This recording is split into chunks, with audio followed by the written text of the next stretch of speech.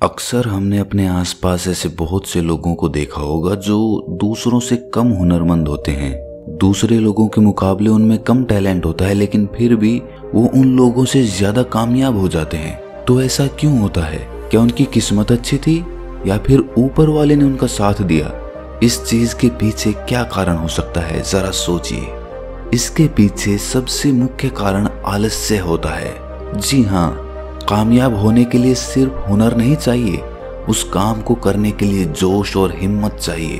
अगर आप में जोश और हिम्मत की जगह पर आलस्य है तो आप में कितना भी हुनर हो, वो हुनर किसी काम का नहीं रह जाता। जैसे दीमक एक पेड़ को अंदर से खोखला कर देती है। बाहर से तो पेड़ वैसे का वैसा दिखता है, लेकिन अंदर से वो पेड़ खोखला हो चुका होता है। उसी तरह आलस्य आदमी को अंदर से खोखला बना देता है। उसका जोश, उसकी स्फूर्ति अंदर से मर चुकी होती है। चाहे बाहर से वो आदमी स्वस्थ नजर आए, लेकिन अंदर से आलस्य ने उस दीमक की तरह उस आदमी के शरीर को अंदर से खोखला कर दिया होता है।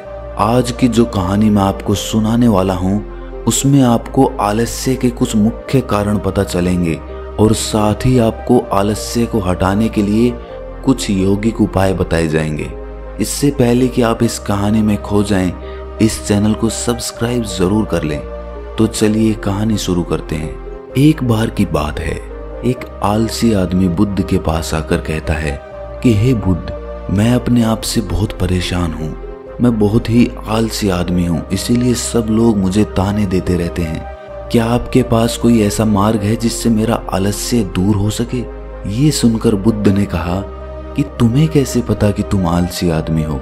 इस बात का उत्तर देते हुए वो आदमी बोला कि हे बुद्ध, सब लोग मुझसे कहते रहते हैं कि तू बहुत आलसी आदमी है, तुझसे कोई काम ठीक से नहीं होता, तू हर काम को टालता रहता है और भी ना जाने क्या क्या बातें कहते रहते हैं। यहाँ तक कि मेरे परिवार के लोग भी मुझे आलसी आदमी कहकर पुकारते हैं। ये सुनकर बुद्ध उस आदमी से पूछते हैं कि तुम्हारे पास आलसी होने का कोई प्रमाण है? क्या तुम ये सिद्ध कर सकते हो कि तुम एक आलसी आदमी हो? ये सुनकर वो आदमी कहता है कि हे बुद्ध, मैं कभी भी सुबह जल्दी नहीं उठ पाता और हर काम को टालता रहता हूँ। मुझे लगता है कि आलसी होने के लिए ये प्रमाण काफी होगा। इस आदमी की बातें सुनकर बुद्ध कहते हैं कि आलस्य को समझने के लिए हमें ये जानना होगा कि आलस्य क्या है और वो किसी आदमी के शरीर में कैसे जन्म लेता है। अगर कोई आदमी किसी काम में पूरा मन नहीं लगा पा रहा, उसमें उस काम के प्रति जोश नहीं है, उत्साह नहीं है, तो उसका कारण आलस्य होता है। आलस्य जोश और उत्साह का विपरीत होता है।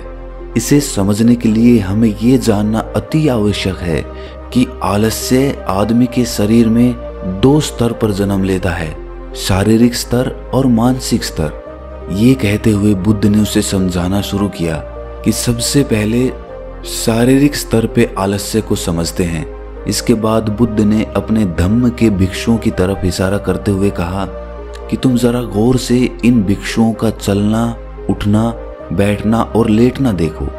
इन भिक्षुओं के चलने में एक तालमेल होता है, एक लय होती है, एक आनंद होता है। और जब ये बैठने की मुद्रा में होते हैं तो इनकी रीढ़ की हड्डी सीधी होती है और गर्दन थोड़ी सी उठी हुई होती है। और वहीं पर जब ये लेटते हैं तो इनका पूरा शरीर एकदम शांत और स्थिर होता है। और वहीं जब एक आलसी आदमी चलता है तो वो एकदम झुका हुआ, थका थका और बिना आनंद के चल रहा होता है। याद रखो, 70% आलस्य हमारे उठने, बैठने, चलने और लेटने से तय होता है। अगर हम अपनी इन अवस्थाओं को समझ लेते हैं और होशपूर्वक चलने, उठने और बैठने का अभ्यास करते हैं, प्रयत्न करते हैं, तो हमारा 70% आलस्य दूर हो जाता है। शारीरिक स्तर पर आलस्य का दूसरा मुख्य कारण होता है सही नींद ना लेना। अक्सर हमें पता ही नहीं होता कि हमें कितनी देर सोना है। याद रखो, एक मानव शरीर को सीमित समय की नींद लेनी चाहिए। अगर वो सीमित समय से ज्यादा नींद लेता है तो भी वो आलस्य का शिकार होगा, और अगर वो सीमित समय से कम नींद लेता है तो वो आलस्य का शिकार होता ही है। ये सुनकर वो आदमी बोला कि हे बुद्ध, एक मानव शरीर को कितनी नींद लेनी चाहिए? इसका उत्तर देते हुए बुद्ध ने कहा कि एक मानव शरीर को 6 से 8 घंटे की नींद लेनी चाहिए। अगर आपका शरीर ज्यादा थका हुआ नहीं है तो 6 घंटे की नींद, अगर ज्यादा थका हुआ है तो 8 घंटे की नींद। इसी के साथ ये भी ख्याल में रखना चाहिए कि सोने के लिए रात का समय निर्धारित किया गया है।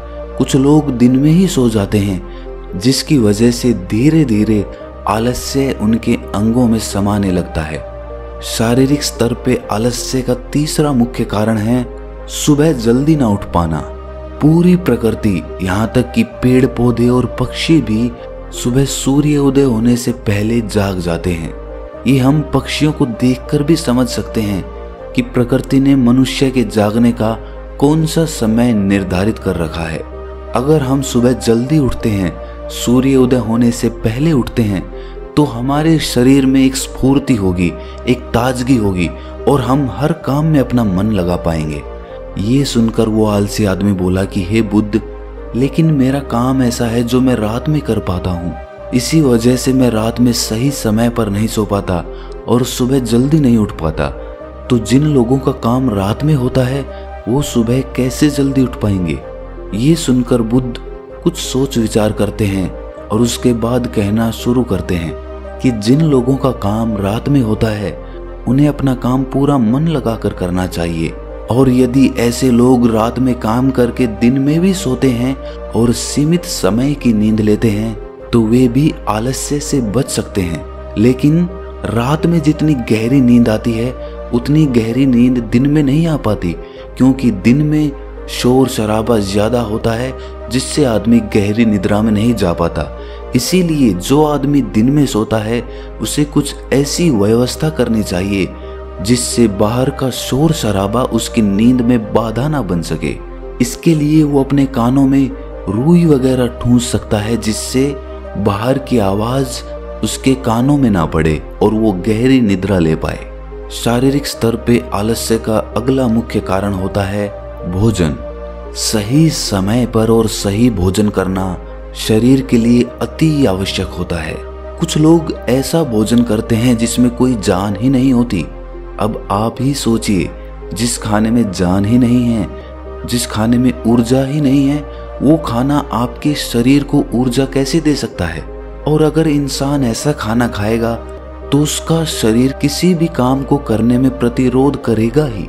अक्सर गलत समय पर उल्टा सीधा भोजन करने से आदमी का मोटापा बढ़ता चला जाता है और एक पतले इंसान के मुकाबले एक भारी शरीर वाले इंसान के शरीर में ज्यादा आलस्य पाने की संभावना हो जाती है। इसीलिए ऐसा भोजन करो जो प्रकृति से सीधा प्राप्त हो रहा हो, जिसमें कुछ ऊर्जा हो। ये सुनकर उस आदमी ने कहा कि हे बुद्ध, शारीरिक स्तर पे तो आलस्य को मैं समझ गया हूँ, लेकिन मानसिक स्तर पे आलस्य क्या होता है? इसका उत्तर देते हुए बुद्ध कहते हैं कि इंसान को अपने जीवन में बहुत सारी नाकामयाबी मिलती है।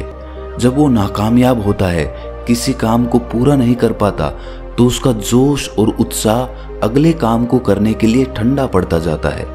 जब भी वो किसी नए काम को शुरू करता है तो उसका पिछला काम उसके मन को प्रभावित करता रहता है। इसीलिए वो नए काम को पूरे जोश और उत्साह के साथ और पूरा मन लगाकर नहीं कर पाता, और यही आलस्य का कारण बन जाता है, जिसकी वजह से वो नया काम भी पूरा नहीं हो पाता, क्योंकि उसमें उसका पूरा मन और पूरा जोश नहीं लगा होता है। इसके लिए हमें ये समझना जरूरी होता है कि जो पिछला काम हमारा पूरा नहीं हो पाया, उससे भी हमें बहुत कुछ सीखने को मिला है। उससे हमें एक अनुभव मिला है जो हम अपने नए काम में लगा सकते हैं। तो पिछले काम के प्रति नकारात्मक नजरिया रखने की बजाय सकारात्मक नजरिया रखेंगे तो आलस्य हमारे मन में नहीं आएगा। मानसिक स्तर पे आलस्य का दूसरा मुख्य कारण होता है लक्ष्य का स्पष्ट ना होना। ये कहकर बुद्ध उस आलसी आदमी से सवाल करते हैं कि मान लो यदि तुम किसी जंगल में फंस गए हो और तुम्हारे पास खाने पीने के लिए कुछ भी नहीं है, तो तुम क्या करोगे? वो आदमी कहता है कि हे बुद्ध, मैं जिंदा रहने के लिए उस जंगल में खाने पीने का सामान ढूंढूंगा। ये सुनकर बुद्ध कहते हैं कि अगर तुम्हें फिर भी खाने पीने का सामान नहीं मिलता तो? इसका जवाब देते हुए वो आदमी कहता है कि हे बुद्ध, तो मैं किसी भी तरह, किसी भी कीमत पर उस जंगल से बाहर निकलने का पूरा पूरा प्रयास करूंगा। ये सुनकर बुद्ध कहते हैं कि चूंकि वहां पर तुम्हारा लक्ष्य स्पष्ट है, इसीलिए तुम्हारे शरीर में कोई आलस्य नहीं आएगा।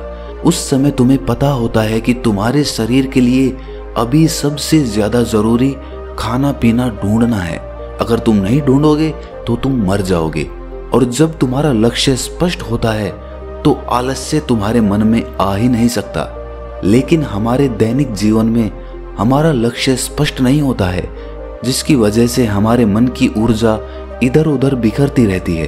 अगर हमारा लक्ष्य स्पष्ट होगा तो कोई आलस्य, कोई ताकत हमें हमारा लक्ष्य प्राप्त करने से नहीं रोक सकती। और इसी तरह अगर किसी काम को करने की हमारे पास कोई ठोस वजह नहीं होती तो भी हम उस काम को टालते रहते हैं। उस काम को करने का हमारा मन ही नहीं करता, क्योंकि हमारे मन में ये बात समाई होती है कि इस काम को करके कुछ फायदा तो होगा नहीं। इसीलिए किसी काम को करने के लिए उसकी ठोस वजह जानना बहुत जरूरी होता है। बहुत सारे लोग व्यायाम करने की अहमियत नहीं समझते हैं, क्योंकि वो इसकी वजह नहीं देख पा रहे हैं। वो सोचते हैं कि व्यायाम करने से क्या फायदा। लेकिन जो आदमी दूरदर्शिता रखता है, जो ये देख पाता है कि अगर मैं आज व्यायाम नहीं करूंगा तो भविष्य में मेरा शरीर कितने रोगों से ग्रस्त हो सकता है, तो ऐसे आदमी के पास स्पष्ट लक्ष्य भी होता है और ठोस वजह भी होती है, और इसीलिए वो लोग व्यायाम भी करते रहते हैं। मानसिक स्तर पर आलस्य का अगला मुख्य कारण होता है आलसी लोगों का साथ। अक्सर कुछ लोग आलसी नहीं होते, लेकिन उनके आसपास के लोग आलसी होते हैं। अगर आपकी संगति में आलसी लोग भरे हुए हैं तो आप भी उनकी तरह हो जाएंगे। आपका भी मन काम करने से भागने लगेगा। आलस्य एक छुआछूत की बीमारी की तरह होता है। जितने ज्यादा आलसी लोगों से आप घिरे हुए हैं, आपका मन उतने ही आलस्य को पकड़ लेगा। मानसिक स्तर पर आलस्य का अगला मुख्य कारण है किसी भी काम को टालते रहना। कुछ लोगों की आदत होती है काम को टालते रहना। आज का काम कल पर, कल का काम परसों पर। हमें ये महसूस भी नहीं होता कि धीरे धीरे यही हमारी आदत बन जाती है, और ये काम को टालने की आदत धीरे धीरे आपको आलसी बना देती है। इसीलिए किसी भी काम को कल पर मत टालो। और सबसे आखिर में बुद्ध ने कहा कि किसी भी काम को करने के लिए आपके पास उम्मीद होनी चाहिए, उत्साह और जोश होना चाहिए। हर काम को नया काम समझ के करना चाहिए। इसके बाद बुद्ध ने उस आलसी आदमी से कहा कि याद रखना, अगर तुम्हारे पास कोई स्पष्ट लक्ष्य है और उसे करने के लिए तुम्हारे पास कोई ठोस वजह भी है, तो दुनिया की कोई ताकत तुम्हें वो काम करने से नहीं रोक सकती। दोस्तों, जीवन में अगर कुछ हासिल करना है तो हमारे पास सिर्फ आज का ही समय है। ये मत सोचो कि कल आएगा। ये मानकर चलो कि हमें जीने के लिए सिर्फ ये 24 घंटे मिले हैं। इन 24 घंटों में मरने से पहले मैं क्या कर सकता हूँ, ये समझ लीजिए कि एक एक सेकंड मिलकर 1 मिनट बनता है, और एक एक मिनट मिलकर 1 घंटा बनता है, और घंटे दर घंटे एक पूरा दिन बनता है। तो हमारे लिए सबसे ज्यादा जरूरी वो सेकंड है जिनसे पूरा दिन बना हुआ है। इसीलिए अपनी किसी भी सेकंड को बर्बाद मत करो, क्योंकि एक बार जो घड़ी बीत गई वो वापस लौटकर कभी नहीं आती। तो दोस्तों, कैसी लगी आपको ये कहानी कमेंट सेक्शन में जरूर बताना, और अच्छी लगी तो इस चैनल को सब्सक्राइब जरूर कर लेना। तो मिलते हैं अगली कहानी में, तब तक के लिए अपना ख्याल रखें।